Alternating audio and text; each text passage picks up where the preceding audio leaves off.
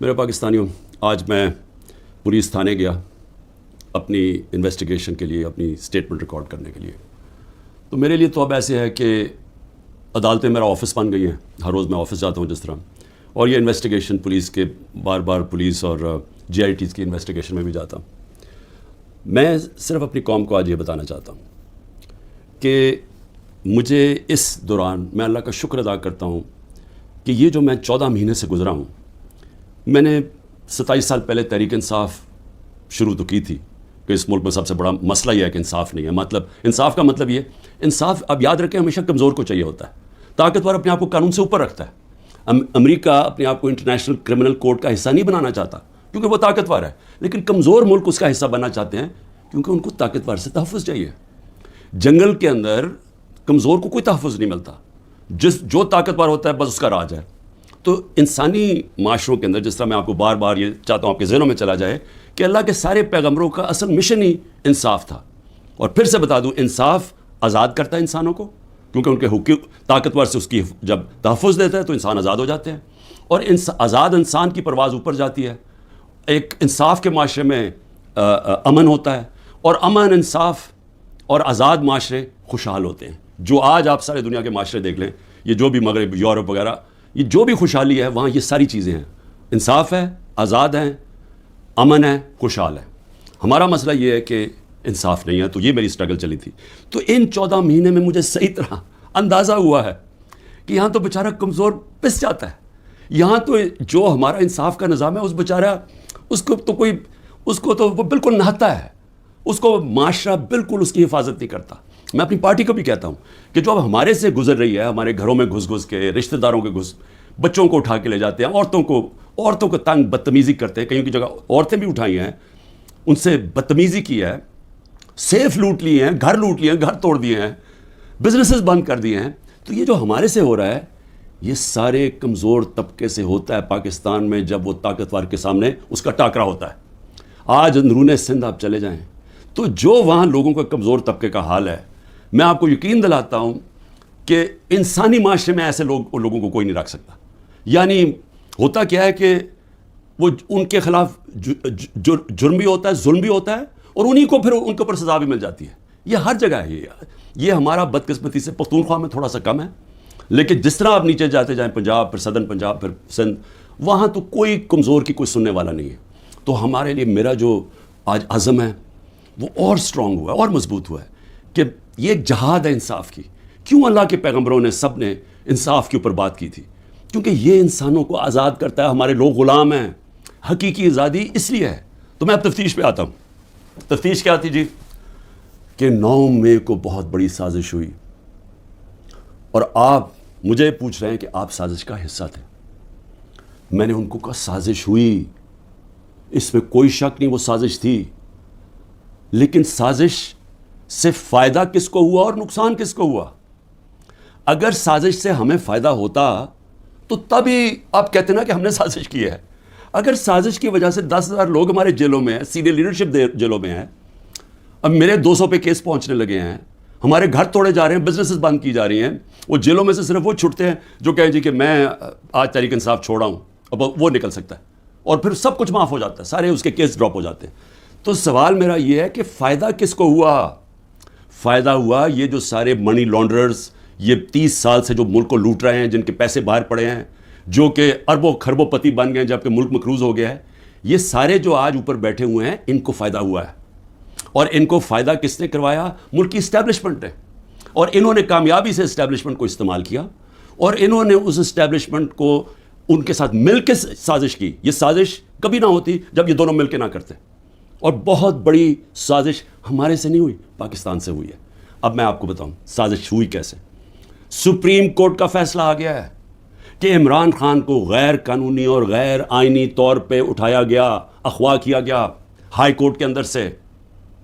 یہ میں نے سازش کر کے اٹھایا تھا اپنے آپ کو.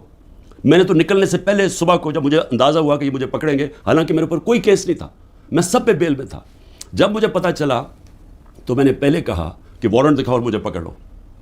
تو کیا ضرورت پڑی تھی کہ ڈنڈے مار کے، چیزیں توڑ کے، شیشے توڑ کے، وہ بیچارہ رجسٹری آفس کے سٹاف کو مارا، وکیلوں کو مارا، میرے گارڈز کو بیچارے ان کو مارا. کیا ضرورت پڑی تھی؟ کیا کہ میں دہشت گرد تھا؟ تو جان کے یہ دنیا میں دکھانے کے لیے ویژلز یہ جو گئے ہیں کہ جس طرح مجھے وہاں سے پکڑ کے لے کے گئے ہیں، اور اس کے بعد پہلے سے ہی تیاری تھی کہ جو بھی رد عمل آئے گا وہ پہلے سے تیار بیٹھے تھے کہ انہوں نے یہ بلڈنگ چلانی ہے. اور میں انشاءاللہ جس دن انڈیپینڈنٹ انویسٹیگیشن ہوئی میں ثابت کروں گا. عسکری ٹاورز کا ایک گواہ ہے اور کوئی پتہ نہیں وہ ویگو ڈالا وہاں پہنچ جائے اور اس کو اٹھا کے لے جائے. اس کی پوری ریکارڈنگ ہے کہ وہاں کیا ہوا تھا. وہ کوئی تحریک انصاف نہیں تھی جب عسکری ٹاور چلایا گیا. اور کیا آج آئی جی پنجاب جو دندناتا پھر رہا ہے، کیا اس سے کسی نے نہیں پوچھا کہ وہاں سے 2 گھنٹے لگ رہے ہیں وہ لوگ آ رہے ہیں اور یا پروٹیسٹ کرنے کے لیے؟ کسی نے نہیں پوچھنا اس سے کہ جناب آپ کی پولیس کدھر تھی؟ ساری جگہ تو ٹیئر گیسنگ کر رہے تھے، ساری جگہ تو کھڑی تھی، ادھر کیوں نہیں گئی؟ اور کدھر گیا وہ CCTV کیمرہ؟ کیوں نہیں اس کی فوٹیج آئی سب کے سامنے؟ کیوں نہیں انڈیپینڈنٹ انکوائری ہوئی؟ کور کمانڈر گھر کی سازش تھی اور انشاءاللہ یہ سازش آئے گی سامنے جب ہمارا موقف سنا جائے گا. میں نے انکوائری والوں کو بھی کہا جج دونوں طرف سن کے فیصلے کرتا ہے، ون سائیڈڈ فیصلے نہیں کرتا کہ ایک جج جوری ایکسیکیوشنر جناب آپ ہی فیصلہ کر لیں کہ جی یہ انہوں نے کیا اور ان کو پکڑ کے مارنا شروع کر دو، پکڑ کے لو اور ملٹری کورٹس بنا دو تاکہ کچھ چیز نکلے ہی نہ، جیسے مرضی سزا دے دو. تو میری اپنی قوم سے جو میں آج کہنا چاہتا تھا وہ یہ کہ اس کو جس طرح استعمال کیا گیا، یہ نہیں کہ انہوں نے تحریک انصاف کو پلان کر کے ختم کرنے کی کوشش کی ہے، یہ ہماری ڈیموکریسی ختم کر رہے ہیں. مجھے جو آج سوالوں سے چیز سامنے آئی وہ کیا تھی؟ مجھے کہتے جی آپ کے لوگ کیوں گئے وہاں، کنٹونمنٹ میں کیوں گئے، تو فلانی جگہ کیوں گئے، آپ نے پہلے سے تیار کیا ہوا تھا. میں نے ان سے پوچھا کہ جب مجھے کمانڈو ایکشن سے اٹھایا جا رہا ہے وہاں تو کدھر جانا تھا لوگوں نے پروٹیسٹ کرنے؟ تو اس کی باتوں سے مجھے یہ لگا کہ آپ کو پرامن احتجاج کرنے کی اجازت نہیں ہے کہیں GHQ کے سامنے یا کنٹونمنٹ کے سامنے. مجھے بتائیں آئین میں کدھر لکھا ہوا ہے؟ کہیں آئین میں لکھا ہوا ہے تو میں مانوں کہ میں نے قانون توڑا ہے. آئین میں لکھا ہوا ہے کہ آپ کا حق ہے، ہر پاکستانی کا حق ہے کہ جب ناانصافی ہو، سمجھ لیں ناانصافی کے خلاف آپ پروٹیسٹ کر سکتے ہیں پرامن طور پہ. یہ آپ کا آئین کا حصہ ہے. اور ناانصافی ہوئی تھی، سپریم کورٹ نے کہا کہ ناانصافی ہوئی ہے. سپریم کورٹ نے اپنے فیصلے میں کہا ہے کہ غیر آئینی اور غیر قانونی طور پہ عمران خان کو اٹھایا گیا. اور پھر جس طرح ذلیل کر کے مجھے اٹھایا گیا، تو کیا یہ بھیڑ بکریاں تھیں؟ یہ تحریک انصاف کے جو لوگ تھے وہ بھیڑ بکریاں تھیں، چپ کر کے بیٹھ جاتی؟ کیا انہوں نے غلط کیا تھا کہ اگر وہ پرامن احتجاج کے لیے نکلے تھے؟ جی وہ جو جیو فینسنگ میں وہاں بھی پہنچ گیا نا، وہ بھی ساروں کو جیلوں میں ڈال دیا. اس کا مطلب آپ یہ کہہ رہے ہیں کہ آپ ساری جگہ احتجاج اگر کر سکتے تو کریں، لیکن کہیں بھی کنٹونمنٹ کے اندر GHQ آپ اس کے سامنے احتجاج نہیں کر سکتے. آپ ذرا غور سے سمجھ جائیں کہ اس کا مطلب کہ آپ نے کہا ہے کہ اگر وہ قانون توڑیں بھی تو وہ قانون سے اوپر ہیں. آپ یہ مطلب ہو گیا نا اس کا. میرے اوپر ایک کیس کیا ہے کہ میں نے ملک سے غداری کی.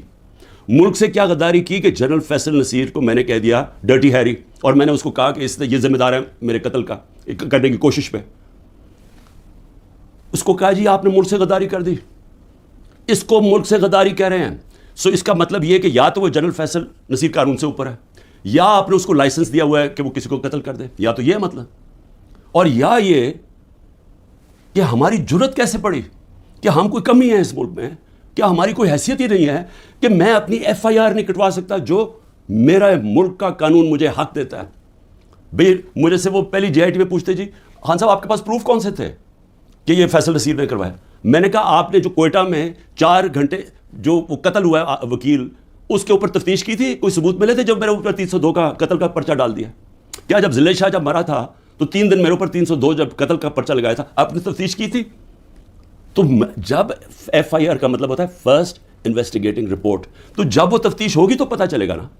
تو میرا سوال یہ ہے کہ برطانیہ میں جو سب سے مقدس جگہ ہے وہ ہے prime minister house, 10 Downing street. ہر دوسرے دن وہاں احتجاج ہوتا ہے، پرامن احتجاج ہوتا ہے. کبھی کسی نے اس کے اوپر روکا ہے؟ تو مجھے یہ بتائیں کہ جب ریجز کو دیکھ رہے ہیں مجھے اٹھا رہے اور کمانڈوز، تو کیا لوگوں نے کدھر جانا تھا؟ احتجاج ہی کرنا تھا نا. سوال یہ کیوں نہیں پوچھتے کہ وہ لوگ جو 25 لوگوں کو گولیاں سے مارا گیا، وہ لوگ جن کی نوجوانوں کی ٹانگیں چلیں گی، 3 لوگوں کی ٹانگیں کٹی، جو بستر پہ ہے، جی کمر پہ گولی لگی، پیرالائز ہو گیا، وہ کیا پاکستانی نہیں تھے؟ ان کا کوئی حقوق نہیں ہے؟ ان کا کوئی نام ہی نہیں لے رہا کہ جی کور کمانڈر ہاؤس جلایا. ہم سب اس کے ہم مذمت کرتے ہیں. میں نے اپنی ججمنٹ میں لکھا ہوا ہے چیف جسٹس نے کہ عمران خان کو جب میں عدالت میں پہلی دفعہ مجھے پتہ چلا کہ ہوا کیا ہے، میں نے اسی وقت مذمت کی. اور میں نے کہا 27 سال میں نے ہمیشہ اپنی پارٹی کو کہا ہے کہ آپ نے قانون کے بیچ میں رہنا ہے. میں نے کبھی اس ملک کا قانون نہیں توڑا. اور میں آج پھر کہتا ہوں کہ یہ جو کیا جا رہا ہے, یہ جو انکوزیشن ہے, یہ انصاف نہیں ہو رہا, ون سائیڈڈ ہے.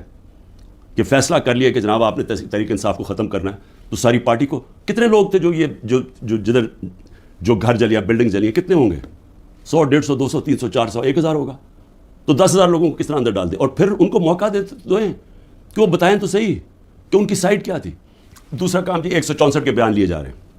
جو جیلوں کے اندر لوگ ہیں, جو خاص طور پہ جن کو انہوں نے سمجھا جی جیو فینسنگ میں آ گئے, ان سے بیان کیا لیا جا رہا ہے. میرے سینئر لیڈرشپ جو جیلوں میں ہے کہ جی 164 کا بیان دیں کہ عمران خان نے ہمیں حکم دیا تھا کہ وہاں جا کے گھر جلاؤ, یہ عمران خان کا حکم ہے. یہ ان سے بیان لے رہے ہیں.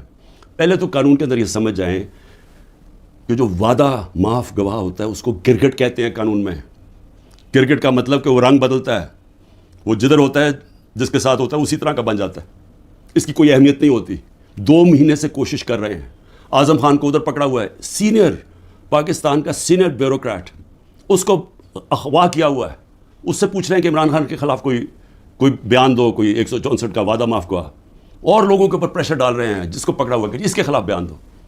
میری جو بھی یہ لوگ لگے ہوئے کرنے, میں صرف ان کو ایک پیغام دینا چاہتا ہوں کہ اس ملک کا سوچیں, اس کو تباہ نہ کریں.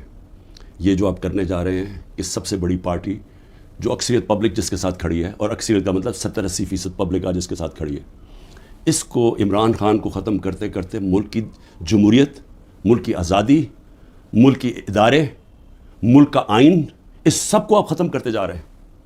اور اس سے قومیں بچتی نہیں ہیں, خاص طور پہ جو اخلاقیات ختم کر رہے ہیں. ساری مورالٹی ختم ہو گئی ہے. کیئر ٹیکر گورنمنٹ پہ وہ بیٹھے ہوئے ہیں, وہ ٹی وی پروگرام پہ کہہ رہے ہیں, ٹی وی پروگرام کی شرم بھی نہیں آ رہی کہ کیئر ٹیکر کا مطلب ہوتا ہے غیر جانبدار, نیوٹرل.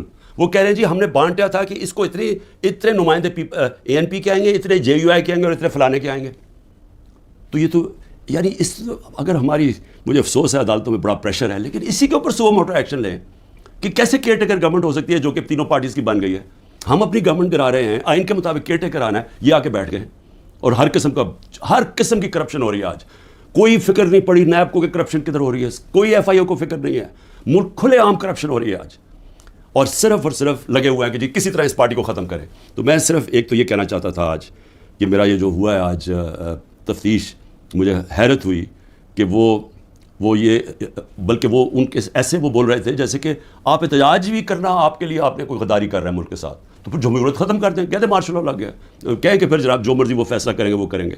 لیکن جمہوریت کے اندر ہمارا حق ہے کہ ناانصافی جب ہمارے سے ہوتی ہے اور سپریم کورٹ نے کنفرم کیا, تو اس کے بعد ہمارا رائٹ ہوتا ہے پرامن احتجاج. اور میں پھر سے کہتا ہوں کہ جن لوگوں نے جلایا تھا کور کمانڈر گھر یا جو بھی جلائی ہیں بلڈنگز, ان سب کے اوپر ایکشن لینا چاہیے. میں سب سے پہلے کہتا ہوں, اور ہمیں کوئی انفارمیشن ہو ہم بھی آپ کی مدد کریں گے ان کے اوپر ایکشن لینے کے لیے, کیونکہ ہم نے نہیں کیا. دوسری چیز ہی اسرائیل آیا جی, اسرائیل کے اوپر ایک گورنمنٹ منسٹرز کہہ رہے ہیں کہ جی دیکھیں عمران خان کے, اسرائیل نے عمران خان کے لیے سپورٹ کر دیا. پہلے تو یہ ذرا میرے بیان سن لیں. جب میں پرائم منسٹر تھا, یہ میرے بیان صرف یہاں نہیں ہیں, 2 پاکستان میں بھی ہیں اور امریکہ کے اندر جا کے میں نے یہ بیان دیا ہے. یاد رکھیں امریکہ کے اندر سب سے تکڑی لابی اسرائیل کی لابی ہے. امریکہ کے اندر سن لیں کہ میں نے بیان کیا دیا, اور پاکستان میں بھی پرائم منسٹر ہوتے ہوئے. Next questioner. There's been talk about Pakistan forming relations with Israel, and we know the winds of change are blowing through the Middle East. Is this in the cards, and why? I'm afraid I don't know where this has come from. It's not. Pakistan has a very straightforward position, and it was a founder of Pakistan, Quaid-e-Azam, Muhammad Ali Jinnah, who was very clear that, there has to be a just settlement, a homeland for Palestinians, before Pakistan can recognize Israel. جو بھی کوئی ملک کرے, ہمارا تو موقف بڑا clear ہے, اور ہمارا موقف قائد اعظم محمد علی جناح نے 1947 میں کلیئر کر دیا تھا, 1948 میں, کہ ہم اسرائیل کو کبھی تسلیم نہیں کر سکتے جب تک فلسطینیوں کو ان کا حق نہیں ملتا, ان کو ایک جسٹ سیٹلمنٹ نہیں ہوتی. جو 2 نیشن تھیوری تھی پیلسٹینین کی کہ ان کو پورا ایک ان کی اسٹیٹ ملے جو کہ پیلسٹینین فیصلہ کریں, ٹھیک ہے.